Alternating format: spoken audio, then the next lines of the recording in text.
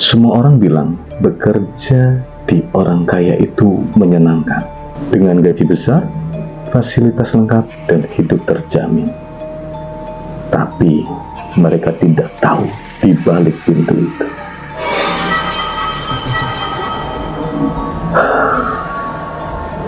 sesajen air mantra dan sosok perempuan di dapur.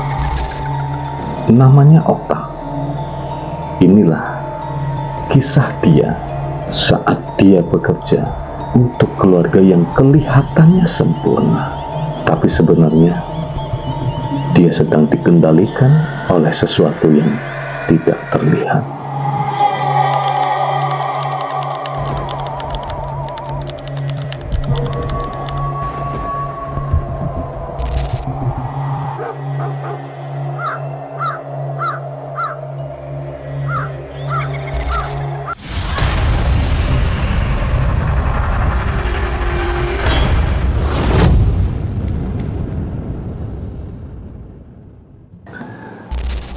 Assalamualaikum warahmatullahi wabarakatuh. Salam santun, salam satu gimbal dari kami Gimbal Story Reborn. Yang pada kali ini adalah episode pertama. Kita akan membahas atau memberikan sebuah cerita horor yang tentunya akan membuat bulu kuduk kita berdiri. Cerita horor ini langsung dikirim oleh seseorang yang bernama Okta. Yang kali ini dia akan menceritakan sebuah kisah horor yang mungkin akan membuat Anda semuanya merasakan di dalam sebuah dimensi yang berbeda dari apa yang sudah diceritakan oleh Okta. Seperti apa kisah selanjutnya? Mari kita ceritakan. Siap-siap, jangan nonton sendirian. Jadi ceritanya, Okta ini adalah seorang mahasiswa. Dia itu seorang mahasiswa baru ya, karena dia barusan lulus dari SMA dan dia mencoba ingin menjadi seorang mahasiswa atau melanjutkan ke perguruan tinggi. Nah kebetulan dia itu mau cari kos tapi nggak tahu kosnya itu waktu itu dia belum bisa mencari. Nah kebetulan ada Biiyah. Nah Biiyah ini adalah bibinya dari Okta. Dia bekerja di salah satu rumah katanya sih, kata Okta itu bilang kalau ini rumah dari mantan pejabat, entah itu DPR apa bupati atau gubernur. Saya tidak dijelaskan secara detail oleh Okta, tapi dia itu Biiyah ini kerja di rumah tersebut. Nah pada saat itu si Okta ini yang masih kebingungan untuk cari kosnya di mana, akhirnya dibawalah oleh Biiyah untuk ke rumah tersebut. Nah kebetulan di rumah tersebut ada namanya Arin. Arin ini anaknya dari Pak Gibran dan Bu Mis atau majikan dari Biiyah ini.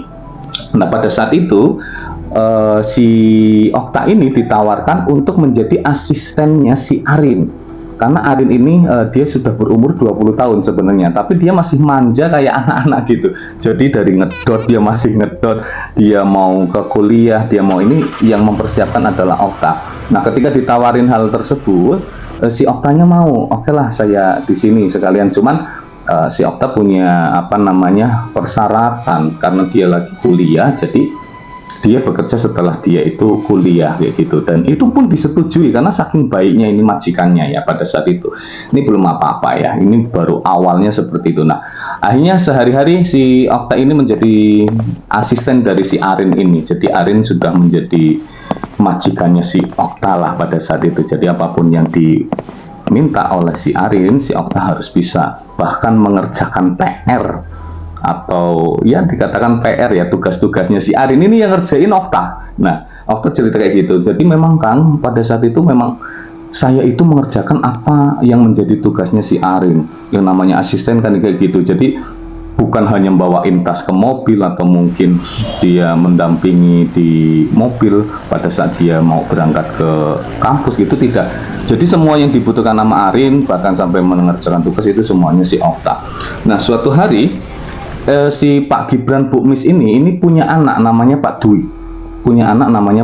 Nah istrinya Pak Dwi ini namanya Bu Uni ya, Bu Uni. Nah Bu Uni ini punya anak namanya itu Tiara. Itu dalam satu rumah. Jadi rumahnya itu memang berbeda, tapi masih nyambung. Kalau di sini ditempatkan untuk si punya Pak Gibran dan Pak Bu Mis ini yang punya rumah. Nah ada satu rumah di sampingnya itu yang dipakai oleh ya si Arin, si Biiyah, terus termasuk Okta di dalamnya seperti itu. Nah Pak Dwi dan Bu Uni menempati rumahnya si Pak Gibran ini gitu. Dia masih bersama dengan orang tuanya seperti itu. Nah, Pak Dwi ini seseorang yang memang punya sebuah CV atau sebuah perusahaan ya, termasuk belum gede banget, masih kecil-kecilan, dan si Bu Uni inilah yang jadi direkturnya, jadi CEO ya di situ. Nah, singkat cerita, suatu hari si babysitter dari Tiara ini, kita sebut saja namanya Mbak Eni ya. Mbak Eni itu tiba-tiba keluar memutuskan untuk resign dari pekerjaannya menjadi babysitternya si Tiara pada saat itu gitu. Nah, suatu hari Okta bertanya, Mbak, kenapa sih harus keluar kayak gitu? Dan dengan nada yang sedikit agak sinis atau agak seperti apa, dia ngomongnya kayak gini, nanti kamu akan tahu sendiri, katanya seperti itu. Nah, ini menjadi sebuah pertanyaan buat Oktanya, ada apa ya kayak gitu. Karena pada saat itu si Uni ini, Bu Uni itu meminta ke Okta gantiin si Eni ya, si Eni sudah keluar untuk menjaga si Tiara. Nah, sedangkan pada saat itu si Okta masih menjadi seorang asistennya si Arin. Nah, ketika si Okta ini bimbang mau apa enggak ya kayak gitu. Cuman si Arin memberikan sebuah kepercayaan, enggak apa-apa Mbak Okta, enggak apa-apa, jadi babysitternya si Tiara, enggak apa-apa. Nah, si Arin ini akhirnya memberikan izin kepada Okta untuk bisa menjadi babysitternya Tiara, ceritanya seperti itu. Nah, akhirnya si Okta ini jadi babysitter juga sekalian jadi asistennya si Arin, kuliahnya juga ya, jadi hampir dikatakan menjadi seorang ART yang serba bisa di situ. Bahkan pekerjaannya Bu Uni di perusahaan itu dia menjadi adminnya si Okta ini. Jadi begitu banyak yang dikerjakan Okta, dan dia kebetulan kata si Okta itu, Kang, aku memang multi talent pada saat itu ya, jadi multitasking juga gitu. Jadi memang benar-benar harus bisa memanajemen waktu, dan kebetulan pada saat itu memang Okta bisa manajemen waktunya dia seperti itu. Nah, ini belum apa-apa ya. Nah, suatu hari si Okta ini, nah ini awalnya si Okta itu diajak sama Bu Uni itu untuk ke Banten ya, di Banten. Nah, selain ke Banten, dia juga ke Semarang, ke Solo, terus ke Jawa Timur. Dia dibawa oleh Bu Uni. Nah, Bu Uni itu punya rekan kerja namanya Pak Yanuar. Nah, disinilah awal yang terjadi hal-hal. Saya belum cerita, udah merinding duluan. Ngapain mereka ke sana? Nah, kata si Okta, Kang, saya ke sana, ke Banten, ke Semarang, Solo, sampai ke Jawa Timur itu hanya untuk mencari dukun. Cari dukun gitu. Jadi si Uni ini itu kepengen keluarga mertuanya itu benar-benar bahasanya nurut dengan apa yang dikatakan, karena memang si Uni ini kepengen mendapatkan sesuatu yang lebih dari keluarga ini, karena keluarga ini kaya raya saking kayanya ya. Nah, itulah Uni kepengen keluarga ini nurut pada Uni, makanya dia nyari dukun gitu. Dalam hati Okta, pantesan. Nah, kalimatnya pantesan. Kenapa pantesan? Pak Dwi itu gantengnya luar biasa. Nah, Bu Uni ini anggap dikatakan yang namanya cantik relatif, tapi dia tidak cantik, kata si Okta seperti itu. Asli Kang, dia itu nggak cantik. Pak Dwi itu gantengnya luar biasa, kata dia seperti itu. Tapi kok maunya ya Pak Dwi ini tuh suka dengan Pak. Nah, dari hal ini akhirnya si Okta ini kayak, oh pantas mungkin dia main dukun ya mungkin ya. Secara seujuhnya seperti itu si Oktanya. Nah, singkat cerita, akhirnya si Okta dan Bu Uni ini pulang lagi ke Sumatera ya, pulang lagi. Nah, sepulang dari Banten, dari Jawa inilah banyak sekali hal-hal janggal yang dirasakan oleh Okta. Yang pertama kali, karena Okta setiap hari itu harus menyajikan sebuah sesaji yang harus ditaruh di bawah meja kerjanya Pak Dwi. Selain itu, dia juga memberikan sebuah air minum yang harus diminum oleh orang yang ada di keluarganya. dilalah pada saat itu Okta memberi saran karena ibunya Bu Uni ini itu bingung, ini ngasih minum ke mereka gimana ya, kok dilalahnya si Okta ini, dilalah apa sih ya, kebetulan sekali si Okta ini malah ngasih saran, Bu mending kasihkan ke galon aja Bu, nanti kan orang-orang pada minum di situ. Oh iya juga ya, jadi bener Kang, saya itu merasa jahat bangetin pada saat itu, kata si Okta kayak gitu, jahat bangetin gitu. Jadi memang ya air-air yang sudah mungkin dikasih mantra itu tadi, itu diberikan atau dimasukkan ke dalam galon biar semuanya, loh Bu nanti saya juga ikut minum, ya nggak apa-apa biar kamu juga nurut sama saya, kata dia kayak gitu. Dengan santainya Bu Uni menjawabnya seperti itu, dan akhirnya terjadi. Dan paling menjijikkan kata si Okta, ya Allah Kang, kata dia, saya baru lihat sebegitu jahatnya dia. Kenapa? Jadi pada saat masak nasi, pada saat setelah dibersihkan nasinya itu diludahin sama Mbak Uni lagi, sama Bu Uni itu tadi. Ya Allah Bu, jorok amat, udah biarin, diem aja, kata Bu Uni seperti itu. Wah, nah inilah awal puncak si Okta ini akhirnya kayak diteror oleh makhluk. Nah, merinding dulu. Saya sudah merinding sebelum menceritakan, masih jauh ceritanya.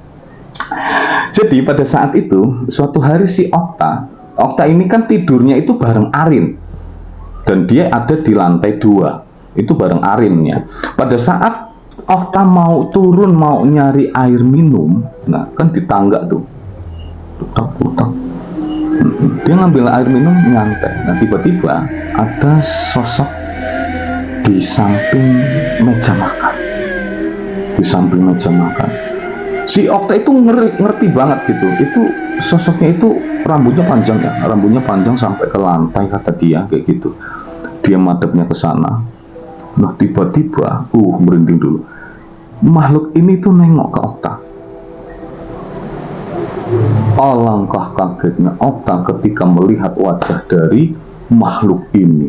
Jadi makhluk ini dengan muka yang kayak ada luka bakar seperti itu, matanya meleleh satu terus. Dan herannya Okta itu terdiam, nge-freeze lah bahasanya ya, nge-freeze. Hah? Kayak gitu dia bingung, bengong dia. Nah dari situlah akhirnya dia itu tanpa sadar dia menjerit sambil berlari, gitu, lari ke atas gitu, langsung merungkau di sampingnya si Arin. Apa sih Okta, katanya, kenapa Okta, kenapa? Wah udah nggak bisa ngomong dia, saking takutnya dia kan seperti itu. Nah kejadian itu terus Arin, ada apa sih Okta? No, Arin akhirnya ikut juga. Jangan nakutin kamu Okta, jangan nakutin, itu beneran nih kayak gitu kan. Merinding asli, nggak bisa ngebayangin dia. Nah akhirnya dari situ keesokan harinya dia tetap, tapi dia sudah kayak bengong, si Okta itu kayak bengong gitu melihat kejadian itu, kayak bengong gitu kan. Nah ini tapi dia mencoba untuk biasa saja, dan bisa untuk ini. Dan suatu hari si Okta diajak oleh Bu Uni ini untuk ke sebuah rumah. Nah rumah ini ternyata sudah dibeli oleh Bu Uni ini. Nah ternyata di situ, sampai di tempat itu, si Okta ini itu ngelihat ada laki-laki yang tadi pada saat ke Jawa bareng itu, Pak Yanuar namanya ya, Pak Yanuar ini. Nah Okta nggak menyadari kalau memang ternyata mereka ada hubungan kayak gitu, tuh nggak menyadari hal itu gitu kan. Tapi ternyata dari perilaku atau mungkin hal-hal yang terlihat di Okta pada saat itu menjadi seorang babysitternya Tiara, dia kayaknya ada sebuah hubungan yang spesial lah antara si Uni dengan si Yanuar ini gitu kan. Nah di sebuah rumah itu ternyata laki-laki tidak berhenti dari situ untuk melakukan sebuah ritual ya yang keren, ngeri bangetin ritual-ritual yang dilihat oleh Okta ya, dengan memberikan sesaji. Katanya ada yang bilang di sumur atau di toilet tempat rumah ini yang baru ini itu ada kuburan seorang bayi, katanya seperti itu kayak gitu. Makanya setiap malam Jumat Bu Uni dengan Okta ini itu memberikan sesaji di kamar mandi. Itu dilakukan terus sama Okta. Nah, karena setiap malam Jumat dia ke sana kan otomatis dia ngasih susu, ngasih makanan bayi dan lain sebagainya. Bahkan ada hal-hal yang tidak bisa disebutkan oleh Okta pada saat itu. Itu ada, dia pasti kan ngurangin kayak di minum atau dimakan gitu kan gitu. Ya sampai si Uni itu percaya banget, tak ini kan tak, ini udah kurang kan, ini pasti sudah dimakan sama si bayi itu, kata si Uni kayak gitu kan.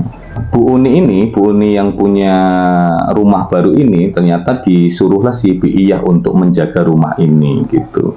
Nah, ada kejadian-kejadian janggal yang diceritakan oleh Bi'iyah sih sebenarnya sama Okta, katanya seperti itu, tapi tidak diceritakan ke Okta kejadiannya seperti apa. Tapi dia sudah nelpon ke Okta, aku sudah nggak betah di sini, saya kepengen tetap ke rumahnya Bu Miss atau Pak Gibran yang sekarang majikan dia yang aslinya, seperti itu kan. malam Jumat ketemu. Nah, akhirnya si Okta itu bilang ke Bi'iyah, udah Bi, ini aja Bi, pulang ke sana saja, jangan di sini ya, katanya.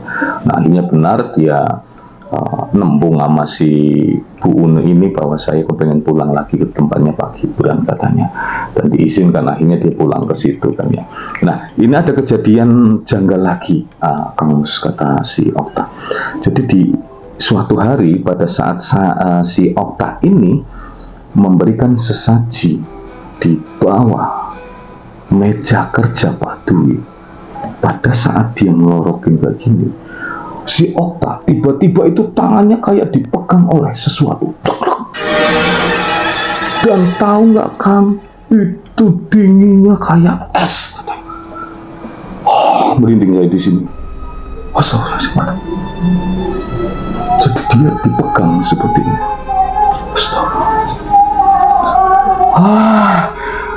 Dan ketika saya melihat ke bawah meja dari Pak Dwi, tahu kan, saya melihat ada sekelebatan rambut panjang.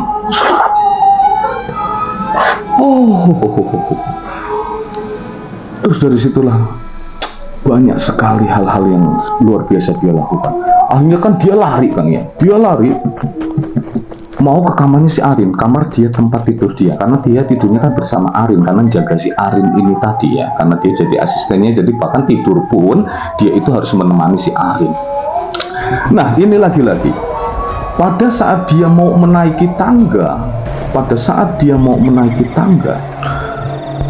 itu dia melihat ada sebuah rambut dari tangga itu panjang. Dia juga ngeblis ya, akhirnya kan ya. Dia terpaku, membeku di situ. Cek. Dia lihat kan dari bawah kan ya, dari tangga itu di bawah dia melihat ada rambut. Nah, pandangannya kayak gini. Allahu Akbar. Nah, belum sampai dia ke mukanya, tiba-tiba rambut ini kayak dia itu perginya kayak cepet banget. Nah, ini terus dia melihat ke atas. Nggak ada dia. Akhirnya dia lari. Dia kebingungan kalau mau lari kemana gitu kan ya. Ayolah, dia nekat, saya harus sampai kamar. Akhirnya sampai kamar. Hal-hal itulah yang terjadi sama si Okta. Itu gara-garanya bahasanya semenjak dia itu menyajikan sesaji-sesaji yang dibawa oleh Bu Uni itu tadi, dia seperti itu. Nah, ada sebuah puncak di mana si Okta itu benar-benar merasa kayak depresi gitu ya. Ini belum lagi, ini ada satu kejadian lagi katanya. Kejadian lagi pada saat Okta itu sebenarnya siang sore lah ya, senja. Bukan sih dikatakan masih siang, padahal masih siang, masih siang. Dia itu membersihkan ruang tamu dari Pak Gibran.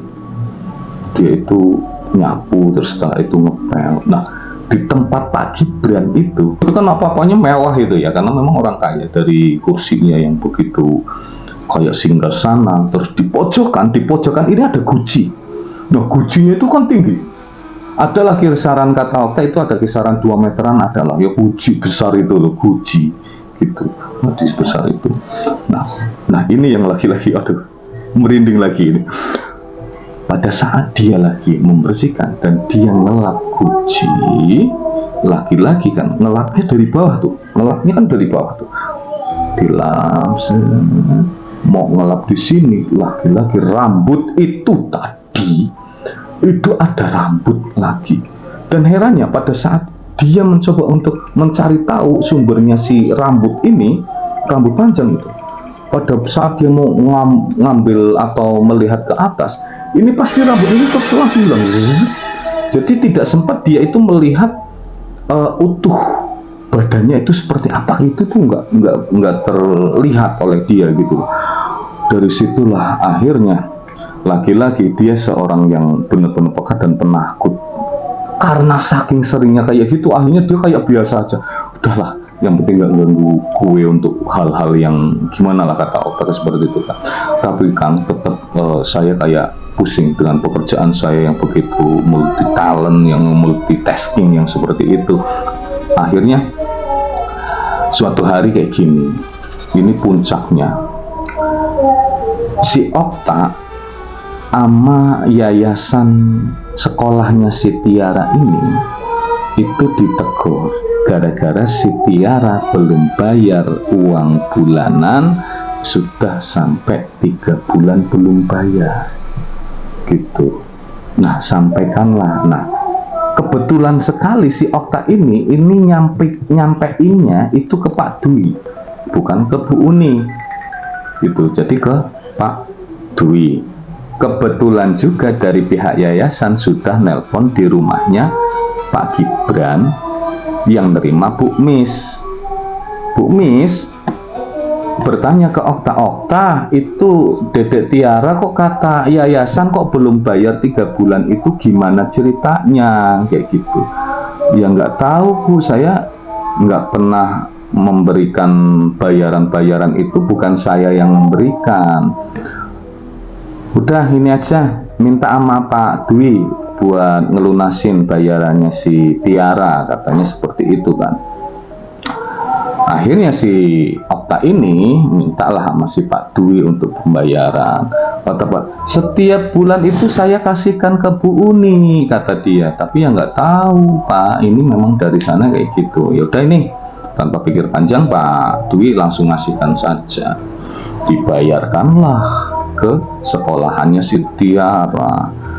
Jadi akhirnya nyampe rumah si Uni ini, Bu Uni ini, wah kayak kesurupan, kata aku. Bener-bener Kang, kayak kesurupan orang. Dia marahin saya, dikira saya itu ya sampai dikatakan katanya, kamu ini ya gitu sudah berasa jadi nyonya, sudah berasa ini, wah macam-macam Kang. Saya dimarahin pada saat itu.